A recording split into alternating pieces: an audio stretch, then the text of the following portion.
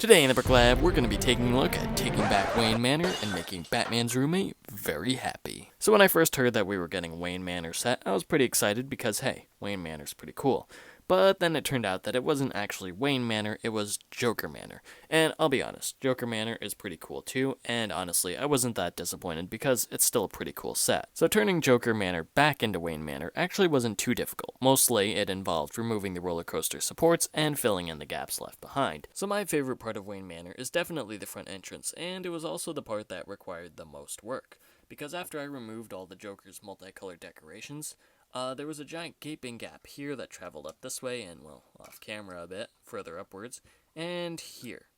And it needed to be filled. So I took inspiration from a video called Gotham City Cribs, a promotion for the Lego Batman movie. I'll put a link to it in the description. Basically, the front entrance in that video looked a little something like this, so that was the design I went with. I kind of simplified the door design a bit, and I think this design looks pretty good. I do want to eventually cover up these studs here, though. Can do that, and without stopping the doors from opening, then I definitely do that. So since Joker had two cartoon bombs flanking the entrance to Joker Manor, I felt like it would be appropriate to kind of fill that in with two more Batman statues, and so I just used copies of the Bionic Steed from the Excalibur Batman Lego Dimensions Fun Pack. I think they look really good here, and if you're not a stickler for detail, you might just leave them there. And that's about it for the front entrance here. Let's move on to the upper section. So moving on to the upper balcony here, this section here was also basically a gap left behind by the removal of Joker Manor, and so it also needed to be filled in. So this is what I came up with. Basically this balcony that holds a statue, and also includes a wall behind the statue, which was another something that I had to add in.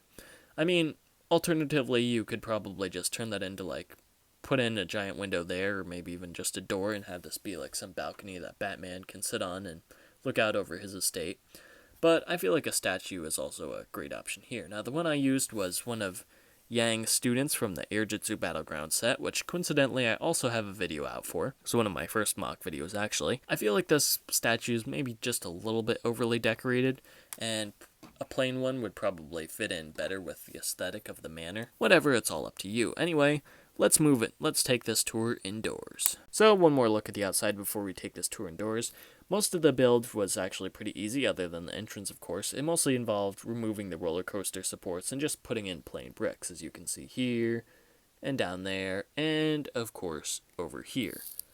The only difficult part was the top of that tower there, which did require a little work to fill in the gap left by the roller coaster support, but in the end it all turned out okay. Anyway, without further ado, let's head inside. So, cleaning up Wayne Manor meant taking out the Joker's trash, including that giant head that made up the majority of this upper section here. So rather than just leave this area blank, I made it into a tiny little, into a sort of study for Batman.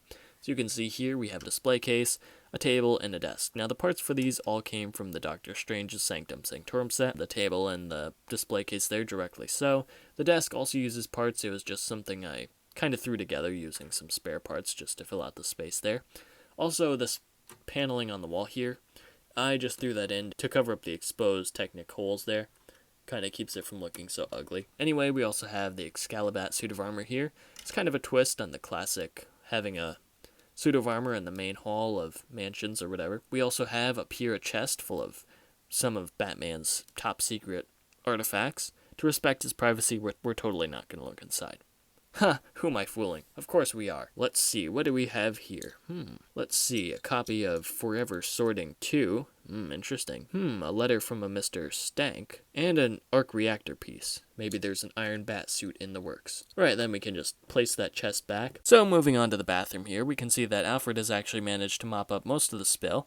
There are still a few puddles, which are covering some unsightly gaps, so unfortunately it looks like Bruce Wayne's bathroom is always going to be just a little bit flooded. So moving down to the recording studio, we can see that that actually stayed the exact same. I was tempted to replace it with something else, but I figured, that kind of is Batman, or at least Lego Batman, so I left that in place. And we also can see that the kitchen is likewise unchanged. I would like to point out, though, that I really love the microwave, which is, with its whole opening door and enough room to actually fit in a thing of lobster thermidor. So as we can see here, the last part of the build is the living room, and that part remains unchanged. We have the fireplace, the grand piano, the statue, which I really love that grand piano, by the way. I also swapped out the photos of the Joker for photos of Bruce Wayne. And over here we can see the new library. This used to be Batman's private theater, but I really prefer reading, so I swapped those out for bookshelves from the Doctor Strange's Sanctum Sanctorum set, and added in a little reading lamp here. With both bookshelves in, it does look a little crowded, and I may eventually just take this one out, move it up to the study there. But really that's a personal touch, and if you'd like, whenever you rebuild this, if you decide to, you can always just leave the bookshelves in the study and keep this as the private theater. Well, whatever, it's really up to you. Well, as most Lego things are. If you don't like something, you can always change it. Anyway, that wraps up our tour of Wayne Manor.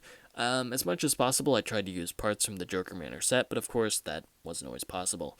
As you can see, I also used parts from the Doctor Strange's Sanctum Sanctorum set, as well as 2 bionic steeds from the Lego Batman Excalibur Dimensions pack. Given that Dimensions is ending pretty soon, you could probably pick those packs up for a pretty good discount. Nothing too complicated there. I also did have to bricklink some parts, and you can find a list of the parts I had to bricklink in the description below, so if you want to recreate what I did, I probably won't be doing a build tutorial because, let's face it, this set is ginormous. But if you use the parts that I used, you should be able to figure it out. And if you're any good with building things at all, you should be able to figure it out pretty easily. Anyway, that brings our video to a close. If you enjoyed it, please feel free to like, comment, share, subscribe if you haven't done so already. And as always, feel free to follow me on Twitter and Instagram at @SamsBrickLab. I'm sure you'll enjoy the wonderful, great content there. Or not, I don't know. I really don't know what you like, but if you like this video, you'll probably like the stuff I do there. And if you hated this video, well, just leave now, because it's not going to get any better.